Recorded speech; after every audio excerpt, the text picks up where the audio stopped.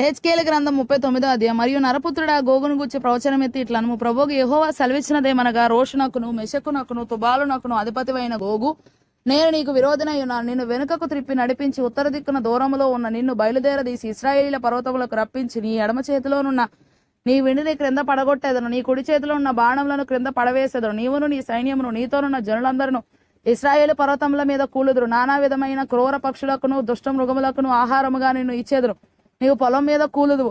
నేనే మాట ఇచ్చి ఉన్నాను. ఇదే ప్రభువు యెహోవా వాక్కు. నేను మాగోగు మీదికిని ద్వీపములలో నిర్విచారముగా నివసించు వారి మీదికిని అగ్ని పంపేదను.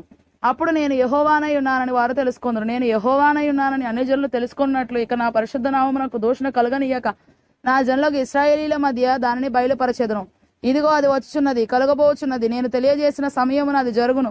ఇదే ప్రభువు యెహోవా వాక్కు. ఇశ్రాయేలీల పట్టణములలో నివసించు వారు బయలుదేరి కవచములను, డాళ్లను, కేడెములను, వెండ్లను, బాణములను, గదలను, ఈటలను తీసుకొని పొయ్యిలో కాల్చుదురు. వాటి వలన 7 సంవత్సరముల అగ్ని మండును. వారు పొలములో కట్టెలు ఏరుకొనకయు అడవులలో మ్రానులు నరకకయు నుండి ఆయుధములు పొయ్యిలో కాల్చుచుందురు. తమ్మును దోచుకొనిన వారిని తామే దోచుకొందురు. తమ సొమ్ము కొల్లపెట్టిన వారి సొమ్ము తామే కొల్లపెట్టుదురు. ఇదే ప్రభువు యెహోవా వాక్కు.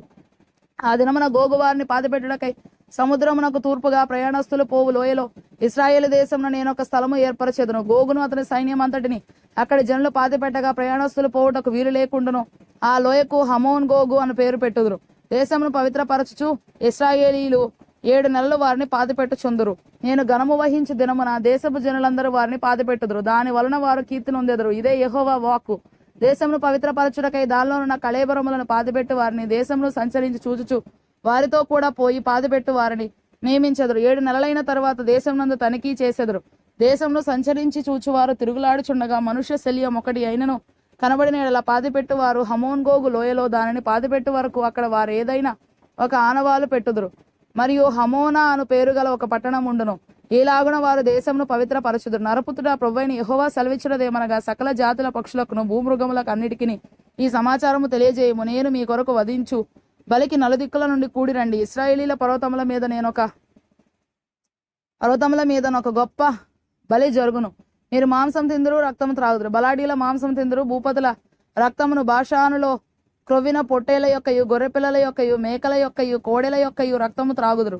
నేను మీ కొరకు బలి వధింపబోచున్నాను. మీరు కడుపారా క్రొవ్వు తిందురు, మత్తు కలుగునంతగా రక్తము త్రాగుదురు. నేను ఏర్పరచిన పంక్తిని కూర్చుండి గుర్రములను, రౌతులను, బలాఢ్యులను, ఆయుధస్తులను మీరు కడుపారా భక్షింతురు. ఇదే ప్రభువు యెహోవా వాక్కు. నా ఘనతను అన్యజనులలో ఒగపరచెదను. నేను చేసిన తీర్పును వారి మీద నేను వేసిన నా హస్తమును అన్యజనులందరూ చూచెదరు. ఆ దినము మొదలుకొని నేనే తమ దేవుడైన యెహోవానై ఉన్నానని ఇశ్రాయేలీలు తెలుసుకొందురు.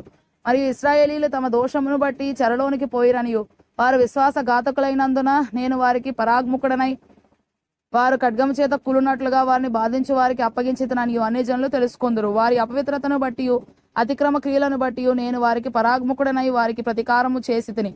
కాబట్టి ప్రభువు యెహోవా సెలవిచ్చినదేమనగా, నా పరిశుద్ధ నామమును బట్టి రోషము కలిగిన వాడనై యాకోబు సంతతి వారిని చెరలో నుండి రప్పించెదను. ఇశ్రాయేలీలందరి ఎడల జాలిపడదను. వారు నా ఎడల తాము చూపిన విశ్వాసఘాతకమును తమ అవమానమును తాము భరించుదురు. నేను అన్యజనులందరిలో నుండి వారిని సమకూర్చి వారి శత్రువుల దేశంలో నుండి రప్పించిన తరువాత వారు సురక్షితముగాను నిర్భయముగాను తమ దేశంలో నివసించున్నప్పుడు వారి యందు అన్యజనులు అనేకముల ఎదుట నన్ను పరిశుద్ధపరచుకొందును. అన్యజనులలోనికి వారిని చెరగా పంపి వారిలో ఎవరిని ఇకను అచ్చట ఉండనీయక తమ దేశమునకు వారిని సమకూర్చిన సంగతిని బట్టి నేను తమ దేవుడైన యెహోవానై ఉన్నానని వారు తెలుసుకొందురు.